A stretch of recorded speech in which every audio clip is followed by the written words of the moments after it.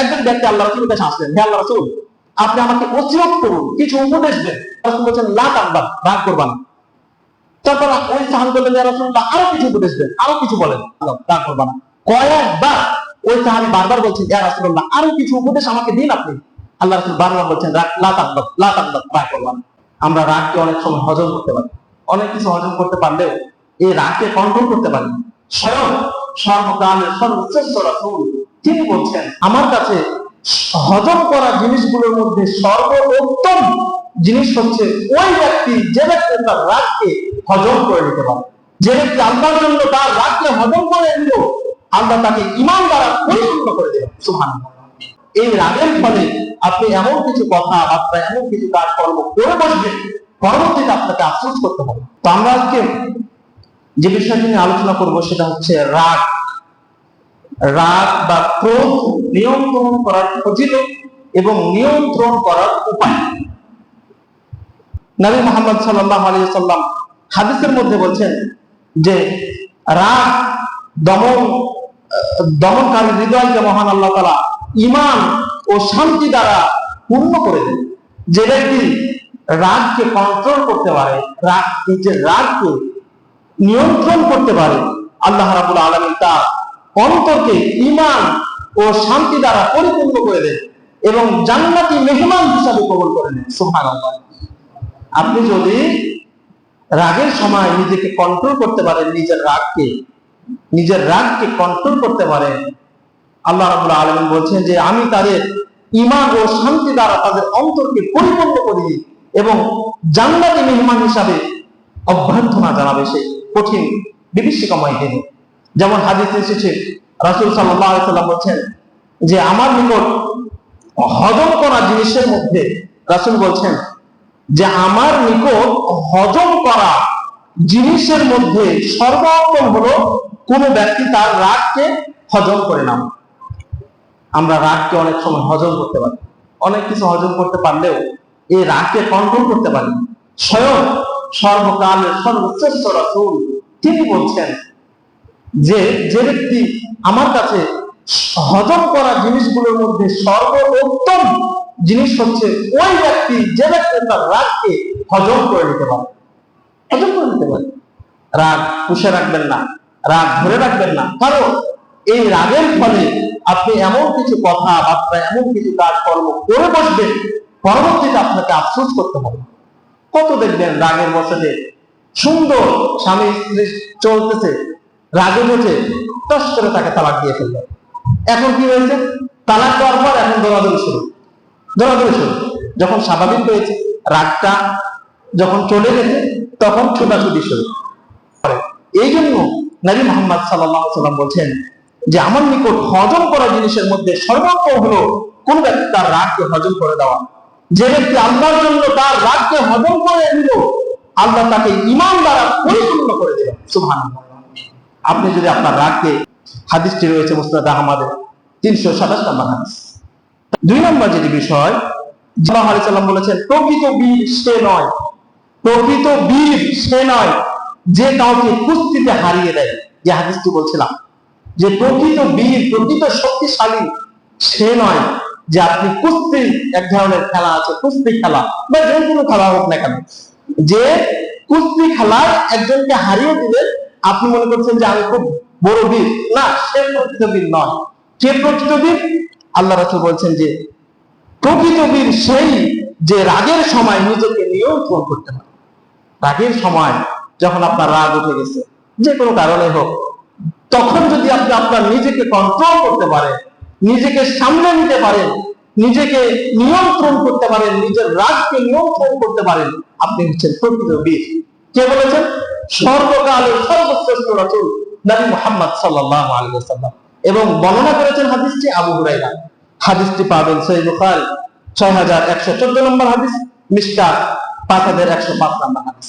তাহলে আমরা দুইটা বিষয় জানতে পারলাম। আল্লাহ রাসূল বলছেন কোন ব্যক্তি যদি রাগকে হজম করে নিতে পারে, তাহলে আল্লাহ তার অন্তরকে ঈমান দ্বারা পরিপূর্ণ করে দিবেন এবং তাকে জান্নাতি মেহমান হিসাবে কবুল করে নেবেন। এবং তিনি বলছেন যে হজম করা বিষয়গুলোর মধ্যে সর্বোত্তম হজম করা বিষয় যে তার রাগকে হজম করতে পারে। 2, আল্লাহ রাসূল বলছেন প্রকৃত বীর সেই যে রাগের সময় নিজের কুস্তি খেলায় যে জিতে গিয়ে যে জিতে গেল সে বীর নয়, যে রাগের সময় নিজের রাগকে, নিজের ক্রোধকে কন্ট্রোল করতে পারে, সামলে নিতে পারে, সেই হচ্ছে প্রকৃত বীর। 3 নম্বর বিষয়, যে রাগ দমনকারীকে আল্লাহ ভালোবাসেন, মহান আল্লাহ। যে রাগকে কন্ট্রোল করে নিতে পারেন তাকে স্বয়ং আল্লাহ ভালোবাসেন। আল্লাহ আপনার রব, আপনার সৃষ্টিকর্তা, যে সার্বিক দায়িত্ব যিনি নিয়ে নিয়েছেন আপনার জন্য, সে মহান রব, লালনকর্তা, সৃষ্টিকর্তা, পালনকর্তা, সে মহান আল্লাহ রাব্বুল আলামিন আপনাকে ভালোবাসবেন যদি আপনি রাগকে নিয়ন্ত্রণ করতে পারেন, রাগকে কন্ট্রোল করতে পারেন। আল্লাহ তাআলা সূরা আল ইমরানের 134 নম্বর আয়াতের মধ্যে বলছেন, আল্লাযীনা ইউনফিকুনা ফিস সাররাই ওয়াদ দাররাই ওয়াল কাযিমিনা আল গায়যা ওয়াল আফিনা আনিন নাস। আল্লাহ তাআলা বলছেন, যারা সচ্ছলতা, অসচ্ছলতা সর্ব অবস্থায় আল্লাহর রাস্তায় ব্যয় করে, যারা সচ্ছলতা এবং অসচ্ছলতা দুই অবস্থায় আল্লাহর রাস্তায় দান ব্যয় করে, যারা এবং যারা ক্রোধ তথা রাগকে দমন করে ও মানুষকে ক্ষমা করে দিতে পারে, আল্লাহ রাব্বুল আলামিন সেই সমস্ত সৎকর্মশীল ব্যক্তিদেরকে ভালোবাসে। আল্লাহ বলছেন যে যারা সচ্ছলতা, অসচ্ছলতা মানে অভাব এবং সচ্ছলতা, আপনি এখন দারিদ্রতা অবস্থায় আছেন বা ভালো অবস্থায় আছেন, এই দুই অবস্থায় যে আল্লাহর পথে ব্যয় করতে পারে এবং রাগের সময় নিজের রাগকে, নিজের ক্রোধকে দমন করে নিতে পারে, কন্ট্রোল করে নিতে পারে এবং মানুষকে ক্ষমা করে দিতে পারে। এখানে 3টা কথা এসেছে, যে ব্যয়ের কথা, আল্লাহর রাস্তায় দান করার কথা, 2 নাম্বার যে রাগকে কন্ট্রোল করার কথা, এবং মানুষকে ক্ষমা করে দেওয়ার কথা। অনেক সময় দেখা যায় যে তোকে আমি জীবনে ক্ষমা করবো না, তুই আমার এই অপরাধ করেছিস, তুই আমার এই ক্ষতি করেছিস, তোকে আমি জীবনে ক্ষমা করবো না।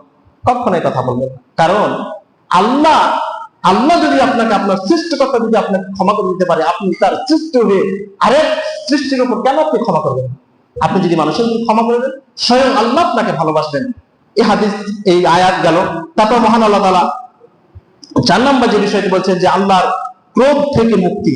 আল্লাহ আপনার প্রতি কোনো কারণে রেগে আছেন, আপনি হয়তো পাপ করেছেন, আল্লাহর বিধান অমান্য করেছেন, এই জন্য আল্লাহ আপনার উপর রেগে আছেন, সেই রাগ থেকে মুক্তি। কেমন? ইবনে উমামা রাদিয়াল্লাহু আনহু বর্ণিত, তিনি বলছেন, মা মিন জুরআতিন আযমু আজরান ইনদাল্লাহি মিন জুরআতিল গায়বিন লা যামাহা আবদু ইবতিগা ওয়াজহিল্লাহ। রাসূল সাল্লাল্লাহু বলছেন যে রাগ কন্ট্রোলে যে প্রতিদান আছে, রাগ কন্ট্রোল করে নেওয়ার মধ্যে যে প্রতিদান আছে, অন্য কোনো বিষয়ে এত প্রতিদান নেই। তাহলে রাগ কন্ট্রোল করে নেওয়া এটা আপনার এক বিশেষ ইবাদত। রেগে গেছেন কারো সাথে, থেমে যান, কন্ট্রোল করলেন, নিজেকে নিয়ন্ত্রণ করেন, শুধুমাত্র আল্লাহর সন্তুষ্টির জন্য, যা আল্লাহর জন্য আমি আমার নিজেকে কন্ট্রোল করে নিলাম। তাহলে আল্লাহর কাছে এত বেশি প্রতিদান আছে, অন্য কোনো বিষয়ে এত প্রতিদান নেই। 5 নাম্বার, মহান আল্লাহ তাআলা বলছেন যে রাগ দমনে বিশেষ সম্মান। আপনি যদি আপনার রাগকে কন্ট্রোল করতে পারেন, আল্লাহ আপনাকে বিশেষ সম্মানে ভূষিত করবেন। কেমন? সাহাল ইবনে মুআয রাদিয়াল্লাহু থেকে বর্ণিত, তিনি তার পিতা সূত্রে হাদিসটি বর্ণনা করছেন। হাদিস রয়েছে আবু দাউদ 4777 নম্বর হাদিস। তিনি তার পিতা সূত্রে নবী করিম সাল্লাল্লাহু আলাইহি ওয়াসাল্লাম থেকে বর্ণনা করছেন যে ব্যক্তি তার রাগ প্রয়োগ ক্ষমতা থাকা সত্ত্বেও, আপনি চাইলেও আপনি একজন ব্যক্তিকে রাগ দেখাতে পারবেন, রাগ প্রয়োগ করতে পারবেন, এই ক্ষমতা আপনার আছে। তবুও কোনো মানুষ যদি রাগ প্রয়োগ করা ক্ষমতা থাকা সত্ত্বেও রাগকে কন্ট্রোল করে, সংযত থাকে, কিয়ামতের দিন আল্লাহ তাআলা ওই সকল সৃষ্টিকুলের মধ্যে, সমস্ত মানুষের মধ্যে, সমস্ত সৃষ্টির মধ্য থেকে আল্লাহ রাব্বুল আলামিন আপনাকে ডেকে নেবেন এবং তাকে ইহার মধ্য থেকে তার পছন্দ মতো কোন একজন হুরকে আল্লাহ তাআলা দিবেন।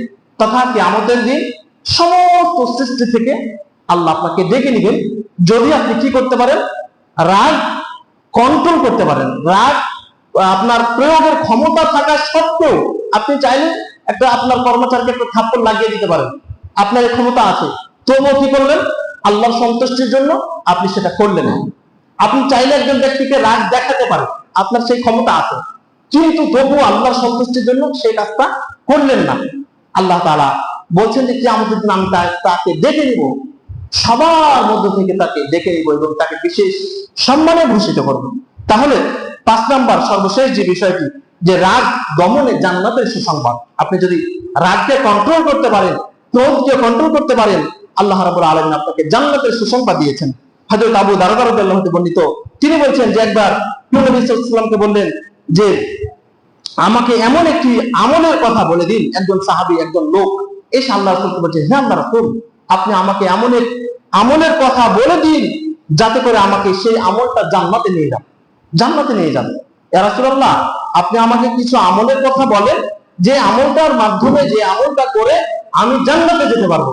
আল্লাহ রাসূল তাকে বললেন যে তুমি রাগ করবে না, রাগ করবে না, তাহলে তোমার জন্য জান্নাত অবধারিত।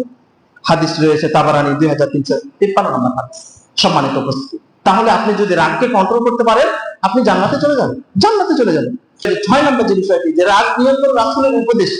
একজন ব্যক্তি এই হাদিসটি আবু হুরায়রা বর্ণনা করছেন যে আন্না রাজুলান ক্বালা লিন-নবী সাল্লাল্লাহু আলাইহি ওয়াসাল্লাম আওসানি ক্বালা লা তাগদাব ফারাদ্দাদা মিরারান লা তাগদাব। একজন ব্যক্তি আল্লাহ রাসূলের কাছে আসলেন, হে আল্লাহ রাসূল, আপনি আমাকে ওসিয়ত করুন, কিছু উপদেশ দেন, আপনি আমাকে কিছু উপদেশ দেন। আল্লাহ রাসূল বলেন লা তাগদাব, রাগ করবা না। তারপর ওই সাহাবী বললেন, ইয়া রাসূলুল্লাহ, আরো কিছু উপদেশ দেন, আরো কিছু বলেন।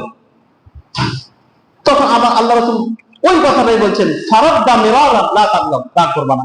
কয়েকবার ওই সাহাবী বারবার বলছেন, ইয়া রাসূলুল্লাহ, আরো কিছু উপদেশ আমাকে দিন আপনি।